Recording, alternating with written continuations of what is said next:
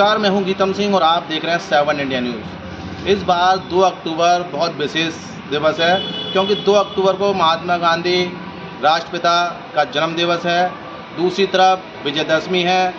तीसरी तरफ इसी दिन बाबा साहेब डॉक्टर भीमराव अम्बेडकर ने 1956 में बुद्ध दीक्षा ली थी और पूरे देश को बौद्ध में बनाने का संकल्प दिया।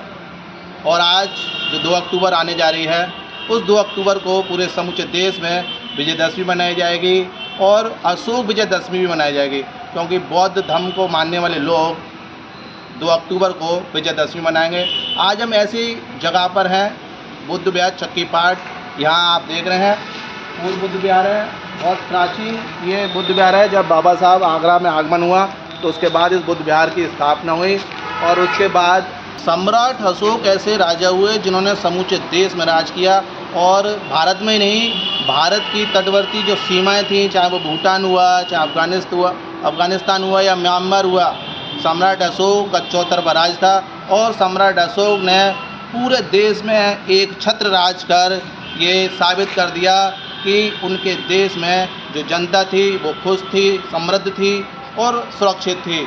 एक सम्राट अशोक ऐसे सम्राट अशोक हुए जिनको महान सम्राट अशोक कहते हैं। ऐसे इकलौते राजा हुए जिनको सम्राट महान मतलब कि द ग्रेट सम्राट अशोक कहा जाता है। और इनकी लाट जो हम देखते हैं तो इनकी लाट पर आप देखते हैं कि 4 शेरों के स्तंभ, 4 शेर हैं। इन 4 शेरों का जो मतलब है वो शायद लोग जानते हों और नहीं भी जानते हों, तो हम आपको बता दें कि इन 4 शेरों का मतलब ये है कि चौतरफा देश की चौतरफा सीमाओं में इनका राज था। और उस समय अगर हम ये कहें कि देश में दूध की गंगाएं बहती थी, देश सोने की चिड़िया कहा जाता था, तो ये गलत नहीं होगा क्योंकि द ग्रेट सम्राट अशोक एक ऐसा राजा हुए जिनके राज में देश को सोने की चिड़िया कहा गया। एक अखंड क्या कहते हैं भारत था और लंबे समय तक अखंड भारत रहा। लेकिन एक दिन ऐसा आया, कलिंग का युद्ध हुआ और कलिंग के युद्ध के बाद सम्राट अशोक को इस मार काट से, इस जीत की दुनिया से परहेज हो गया और उन्होंने अहिंसा का रास्ता अपनाया और वो बुद्ध में हो गए। इसलिए आज ये जो बुद्ध विहार है ये अपने आप में विशेष है क्योंकि सम्राट अशोक एक ऐसे महान सम्राट अशोक हुए, उन्होंने बुद्ध धर्म का रास्ता अपनाकर पूरे देश में एकता, प्रेम का और अहिंसा का संदेश दिया। और आज पूरा देश इस बात को मानता है कि प्रेम, सद्भाव और अहिंसा से ही किसी को जीता जा सकता है।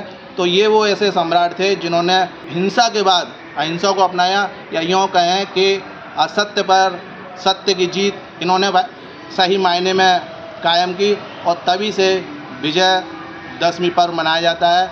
अशोक विजयदशमी पर्व तभी से शुरू हुआ और आज कुछ लोग जो अगर हम ये कहें कि हिंदू धर्म को मानने वाले लोग दशहरा के रूप में भी विजयदशमी मनाते हैं। ये दोनों पर्व अपने आप में विशेष हैं, लेकिन जो सम्राट अशोक की विजयदशमी पर्व है वो अपने आप में विशेष है क्योंकि वो एक ऐसे शख्सियत थे जिन्होंने हिंसा के रास्ते को छोड़ा और अहिंसा के रास्ते को अपनाया। उन्होंने एक संदेश दिया कि अहिंसा से ही, प्रेम से ही और भाईचारे से ही दुनिया को जीता जा सकता है। तो ऐसे सम्राट अशोक आज भी याद किए जाते हैं और आज भी उनको माना जाता है जिनके बलबूते पूरे देश में एक अखंड भारत की स्थापना हुई। और अगर हम बात करें राष्ट्रपिता महात्मा गांधी की, तो राष्ट्रपिता महात्मा गांधी ने भी अहिंसा का रास्ता अपनाया और देश को स्वतंत्रता दिलाई। उनका अहम रोल है क्योंकि उन्होंने एक ऐसी चिंगारी छिड़ी कि पूरा देश अहिंसा के रास्ते पर चला और देश को आज़ाद कराया। तीसरे जो महान शख्सियत हुए डॉक्टर भीमराव अम्बेडकर। भीमराव अम्बेडकर ने भी बुद्ध धर्म अपनाकर ये साबित कर दिया कि अगर हम प्रेम, सद्भाव, बंधुता, करुणाशील और अहिंसा के रास्ते पर चलेंगे तो निश्चित तौर पर हम किसी पर विजय प्राप्त कर सकते हैं, किसी की मदद कर सकते हैं। तो ये एक ऐसे 3 शख्सियत थे जिनके विशेष कर कमलों के द्वारा या विशेष महान कार्यों के द्वारा 2 अक्टूबर को विजयदशमी मनाई जाएगी।